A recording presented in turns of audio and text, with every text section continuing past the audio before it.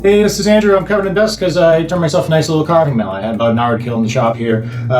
Check out the video to see how I turned it. A lot of my woodworking, if you check out my portfolio on my website, you'll see it's very traditional, but the ways that I was taught to turn are a lot less traditional. I was taught in a production environment. So what I'm hoping is maybe some of you viewers can recommend some turning channels for me to help me get my skills up to speed. This went pretty good, but I think I can do better with a little help from you. And hey look, I only cut myself once. Check out the video, I'll see you in the comments.